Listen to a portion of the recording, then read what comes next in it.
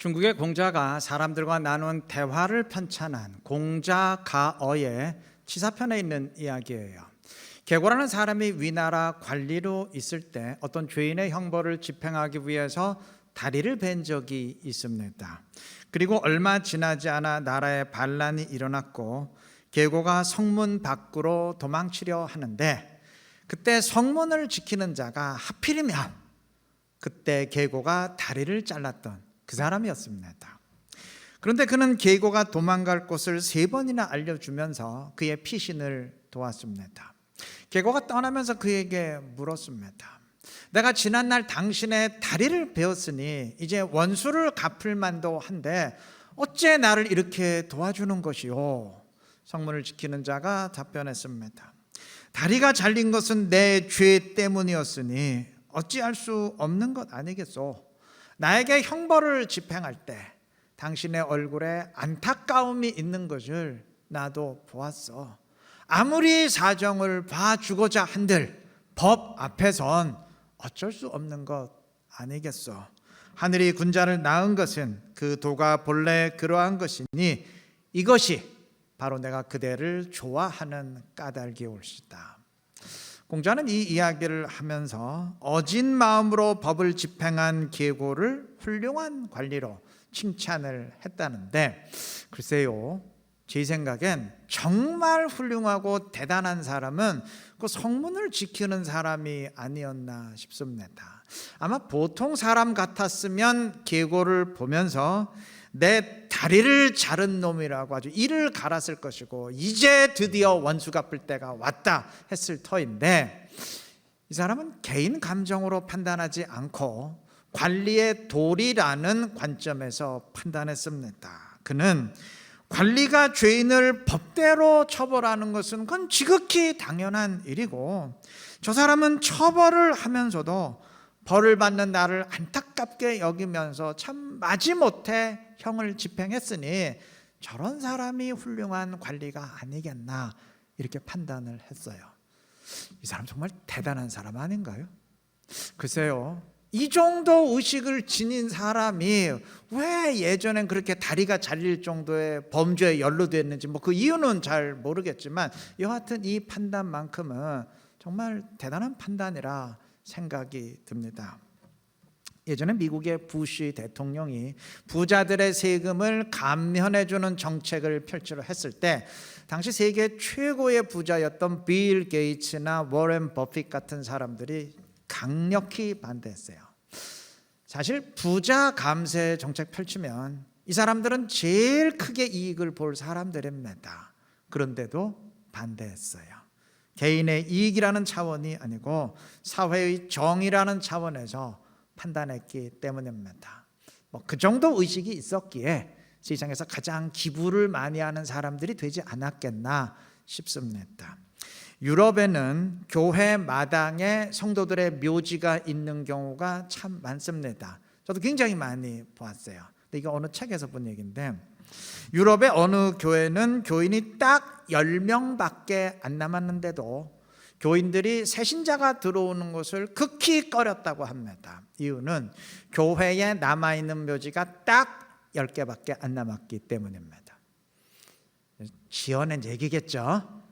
지어낸 얘기 같은데, 만약 이게 진짜 사실이었다면 이 사람들 결코 하나님 나라 차원에서 판단하는 사람들이 아니죠. 하나님 나라 차원에서 판단했다면 텅 비어있는 교회가 안타까워서라도 한 명이라도 교인이 더 늘어나기를 바랐을 터인데, 그저 자기의 이기적 관점에서만 판단하다 보니까 아무도 오지 마라, 내 몇 자리 뺏길라, 이런 식이 되어버린 겁니다. 사울 왕은 다윗을 시기하다 못해 죽이려고 했습니다.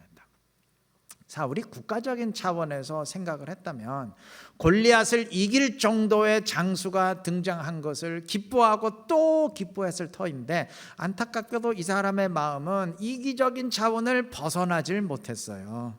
그에겐 국가의 안위보다 자기 자존심이 훨씬 더 중요했기 때문에 자기보다 더 뛰어나다고 환호를 받는 다윗을 절대 눈뜨고 그냥 볼 수가 없었던 겁니다. 저는 역사는 잘 모르지만 우리나라에도 사울과 비슷한 왕이 한 사람 있었어요. 한 사람이 아니고 더 많았을 수도 있죠. 근데 제가 역사를 잘 모르니까 그냥 한 사람만 생각이 나는 겁니다. 임진왜란 때의 선조입니다. 정말 나라의 운명이 정말 태풍 앞에 촛불과 같았던 그 상황에서 이스라엘 장군이 연전연승했습니다. 그러면 당연히 왕으로서 기뻐해야 될 것 아닙니까? 근데 이 사람은 심기가 계속 불편해요. 자기는 의주까지 도망을 쳐가지고 도성을 버리고 궁궐 다 버리고 도망쳐서 백성들의 원망의 대상이 되었는데 이순신 장군은 연전연승해서 백성들의 칭송을 받는 것이 그게 못내 마음이 불편해서 자기 자존심의 상처를 입었기 때문입니다. 여러분, 선조가 이순신 장군 파직시킨 것 아시죠? 선조의 명령을 받은 이순신 장군이 그 명령은 타당치 않다 판단하고 출정하지 않았기 때문입니다. 그래서 후임으로 들어선 사람이 원균인데 원균도 군인인지라 나중에 선조의 명령을 받고 그것이 타당치 않다고 판단하고 출정하지 않았다가 공개적으로 곤장을 맞고 억지로 출정했어요. 그리고 그 한 번의 전투에서 조선의 수군은 완전히 전멸했습니다.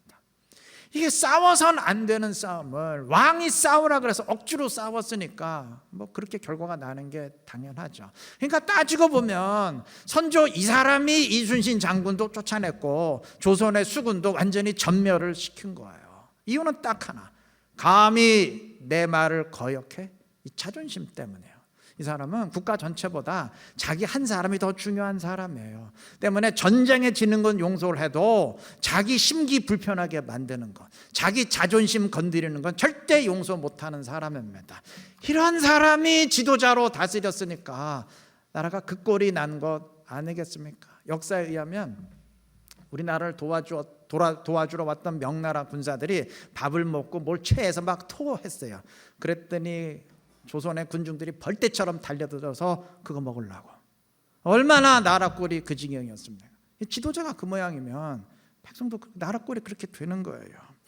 여러분, 사울 왕의 아들 요나단을 보면 아버지와 아들이 어떻게 이렇게 정반대로 다를 수 있나 싶습니다. 아버지가 왕이니까 후임 왕은 당연히 아들 요나단 아닙니까? 그런데 요나단은 하나님의 뜻이 다윗에게 있음을 알고 다윗이 왕이 될 것으로 믿고 순종합니다. 이게 자기 이익을 앞세웠다면 절대 이룰 수 없는데 그러나 하나님의 뜻을 먼저 생각했습니다. 저는 한 번도 우리 교단 총회에 가본 적은 없는데 듣자 하니까 매년 목사의 정년을 75세까지 연장해야 된다는 안건이 몇몇 노회에서 계속 올라온다고 합니다. 이게 노회에서 올라온다는 얘기는 그 노회 목사님들이 그 의견에 단체로 찬성을 했다는 얘기인데, 글쎄요, 정말 하나님 나라의 유익을 위한 의견일까요? 아니겠죠. 그냥 자기들 욕심이겠죠. 한두 사람은 그렇게 생각할 수 있어요. 엉뚱하게 생각할 수 있으니까. 근데 단체로 그렇게 생각한다는 거는 그건 이론의 여지가 없어요. 자기 욕심 그 이상도 이하도 아닙니다. 구약 제사장에 빗대서 그런 주장을 하는 사람의 글을 제가 언젠가 읽은 적이 있습니다. 여러분, 구약 제사장은 세습직이고 그리고 임기가 없잖아요. 그냥 죽을 때까지 했지 않습니까? 이제 그 제사장에 빗대서 목사도 죽을 때까지 하거나 오래 할수록 그게 성경적이다, 그런 식의 주장인데, 글쎄 그런 논리라면요 한국 사람은 절대 한 명도 목사할 수 없습니다. 구약 제사장은 이스라엘 사람 가운데 레위 지파 사람, 그 가운데서도 제사장 가문의 사람만 될 수 있어요. 때문에 이방 사람인 한국 사람은 제사장 되기는 고사하고 여러분 성전 문에도 못 들어갑니다. 근데 뭘 구약 제사장하고 한국 목사를 연결을 시키나요? 그냥 자기 입맛대로 성경 끌어들인 것이죠. 제가 2주 전에 삼손에 관해 설교하면서 삼손은 하나님 나라 차원에서 생각하지 못하고 늘 자기 중심적으로 개인적인 차원에서만 생각했기 때문에 그저 자기 성질 건드렸다고 길거리 패싸움이나 할 줄 알았지 단 한 번도 국가 차원의 의식을 지니고 전쟁을 수행한 적은 없었다 말씀드렸죠. 여러분, 우리도 자칫하면 이렇게 자기중심적이 되면 삼손과 똑같아집니다. 늘 조심해야 될 겁니다. 오늘 장로, 권사, 안수 집사 선출을 위한 투표 있는 것 아시죠? 여러분, 어떤 마음으로 투표에 임하실 겁니까? 야, 저 사람 나하고 친하니까 찍어야지. 나하고 고향 같으니까 찍어야지. 내 가족이니까, 친척이니까 뭐 무조건 찍어야지. 혹시 그런 기준이라면 바꾸셔야 됩니다. 또 반대로 저 사람 절대 되면 안 돼. 저 사람 되면 우리 남편 자존심 상처 입어. 절대 되면 안 돼. 그런 식이라면 삼손과 하등 다를 바가 없습니다. 자기 중심적인 생각 다 내려놓으시고 하나님과 교회의 관점에서 냉정히 판단하시기를 바랍니다. 과연 누가 세워졌을 때 우리 교회가 한 단계 더 도약하는 힘을 얻을 수 있을까? 그동안 코로나로 인해서 상당히 위축됐던 교회가 새 힘을 얻고 보다 밝은 미래를 열어가기 위해서 어떤 사람들이 세워져야 될 것인가, 좀 그러한 기준에서 판단해야 되지 않겠습니까? 오늘 본문은 사무엘에 관한 굉장히 당혹스러운 증언으로 시작을 하는데 1절은 말합니다. 사무엘이 늙음에 그의 아들들을 이스라엘 사사로 삼으니. 이건 범죄입니다. 여러분, 사사는 하나님이 직접 지명하는 자리이지 아버지가 아들에게 물려줄 수 있는 지위가 아니에요. 그런데 사무엘이 그렇게 했어요. 이때까지 이스라엘의 사사 가운데 그 누구도 이런 짓을 한 사람이 없었는데 사무엘이 이랬어요. 이 자체가 벌써 심각한 범죄입니다. 그런데 더 심각한 것은 그렇게 사사가 된 사무엘의 자식들이 심히 패역한 자들이었다는 것입니다. 3절 중반 부분은 그들에 대해서 이렇게 말해요. 그들이 이익을 따라 뇌물을 받고 판결을 굽게 하니라. 오죽하면 백성들이 도저히 참지 못하고 이런 지도자는 우리가 따를 수 없으니 제발 좀 바꿔주시오 요청을 했겠습니까? 습관적으로. 여러분, 사무엘이 하나님 나라 차원에서 생각했다면 절대 이럴 수 없어요. 이래서도 안 되죠. 설령 그의 자식들이 뛰어나고 신실했다 할지라도 하나님의 명령이 없는 한 절대 자기 마음대로 사사로 세울 수 없는 법인데 하물며 패역하기 짝이 없는 자식들을 자기 자식이라고 지도자로 세웠으니 이건 전혀 하나님 나라를 생각지 못한 것이죠. 그저 지 자식 챙겨주고 싶은 본능의 소리만 따랐을 뿐입니다. 누가 뭐래도 사무엘은 성경의 저자 아닙니까? 하나님의 신실한 사람 아닙니까? 그러한 사무엘이 이랬다는 게 진짜 믿겨지지가 않아요. 우리에게 주는 냉정한 메시지입니다. 제 아무리 신실한 사람이라도 자기 본능 이기지 못하면 얼마든지 이러할 수 있다는 메시지입니다. 사무엘이 이랬다면 우리는 말할 것도 없어요. 조심해야 될 것입니다. 여러분, 로마가 1000년 동안 세상을 지배했던 것 아시죠? 세상을 정복하는 건 힘으로 할 수 있어도 1000년 유지하는 건 그건 힘으로 못합니다. 사람들은 그 이유 가운데 하나로 로마 지도층들의 모범을 꼽습니다. 제일 먼저 그것을 꼽습니다. 사회 지도층의 모범을 흔히 노블레스 오블레주라 얘기하는데 이게 말은 프랑스 말이지만 로마 귀족들의 모범을 지칭하는 말입니다. 로마는 오늘날의 국회와 같은 원로원의 권한이 절대적이었는데 절대 권력은 절대 부패한다는 것이 역사의 교훈 아닙니까? 그런데 로마는 그렇지 않았어요. 로마는 끊임없이 전쟁을 해야 됐는데 전쟁이 있을 때마다 원로원의 멤버들이 앞장을 섰어요. 자, 전쟁에 나섰으니까 전사자가 발생했을 것 아닙니까? 그러니까 원로원의 멤버들이 전쟁에 나섬으로 전사자가 계속 발생했고, 그러다 보니까 계속 새로운 사람들로 멤버를 충원할 수밖에 없었어요. 이게 중요합니다. 여러분, 고인 물은 썩어도 흐르는 물은 썩지 않습니다.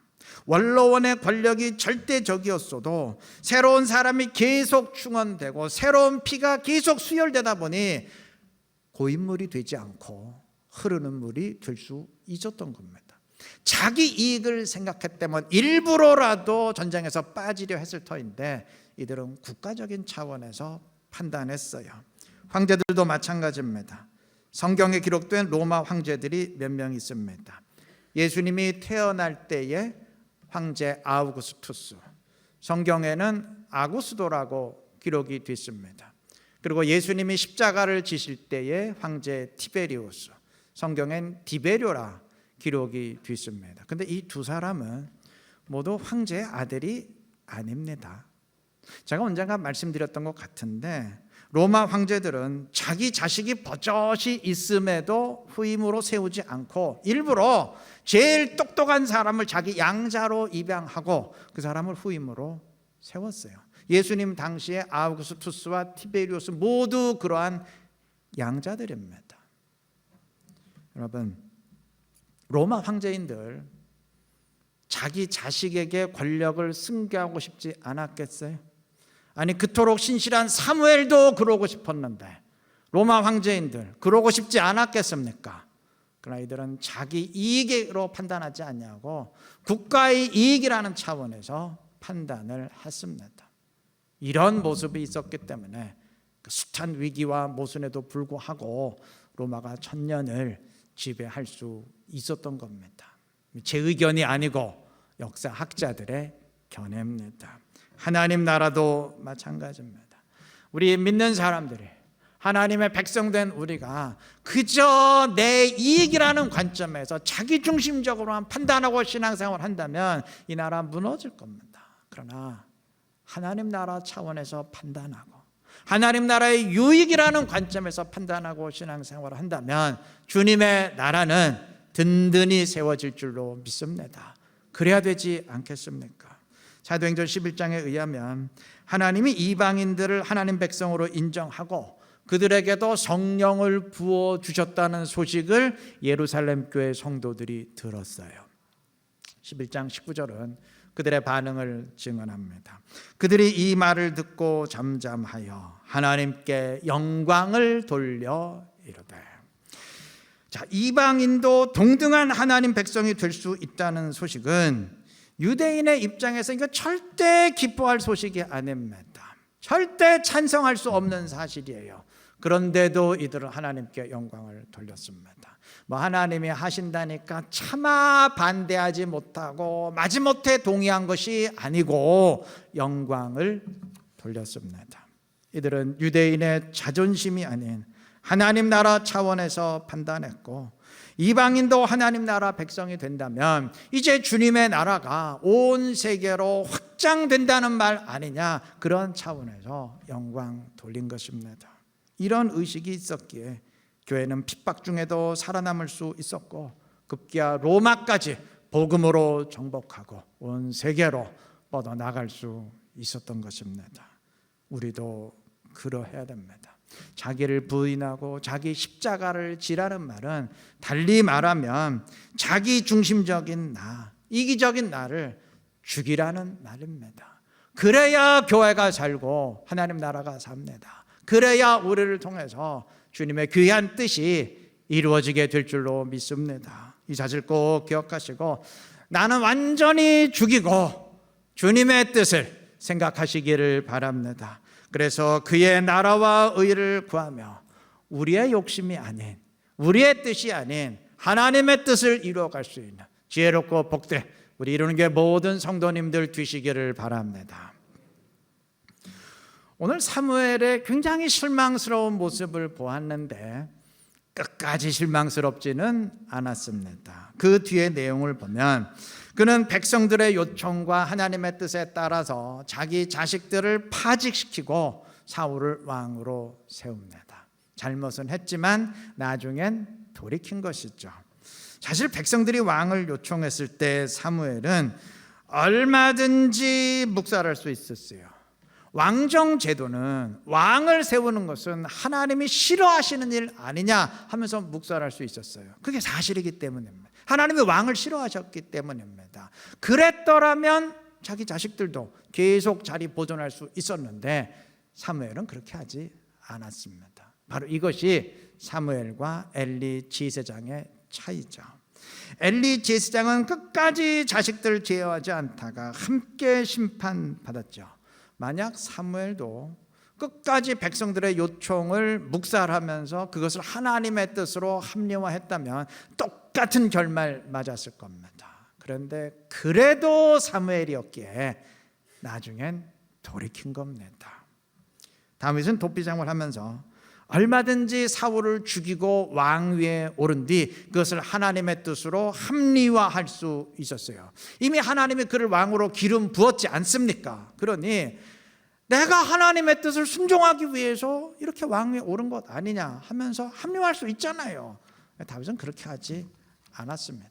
그는 합리화의 유혹을 이겼습니다. 여러분, 합리화의 유혹은 늘 우리에게 찾아옵니다. 늘 우리를 뒤흔듭니다. 특히 최근 2년 동안이 그랬습니다. 이미 코로나로 인한 비정상적인 상황이 2년을 훌쩍 넘겼어요. 아마 이 기간 동안 예배를 멀리하고 기도회를 멀리하면서 그것을 코로나 때문으로 합리화한 사람들도 제법 있었을 겁니다. 이게 안 나오는 것인지 못 나오는 것인지 분간할 수 없는 상황은 안 나오는 것을 못 나오는 것으로 합리화하게 만들었을 것이고 자신의 영적인 나태함을 코로나로 인한 정말 어쩔 수 없는 선택으로 얼마든지 합리화하게 만들었을 겁니다. 다른 사람은 몰라요. 본인은 알겠죠. 깨어나야 됩니다. 못 나오는 건 어쩔 수 없다 치더라도 안 나오는 일은 없어야 됩니다. 자신의 나태함을 이런저런 상황 탓으로 돌리는 일은 없어야 됩니다. 마태복음 25장의 달란트 비유에서 한 달란트 받았던 사람은 이렇게 말합니다. 25장 24절. 당신은 굳은 사람이라 심지 않은 데서 거두고 해치지 않은 데서 모으는 줄을 내가 알았으므로. 무슨 의미인가요? 내가 일하기 싫어서 안 한 게 아니고 당신이 해도 너무할 만큼 마음이 굳은 사람이기 때문에 내가 정말 어쩔 수 없었다 하는 합리화죠. 이러한 합리화는 신앙생활에 아주 치명적인 위험이 됩니다.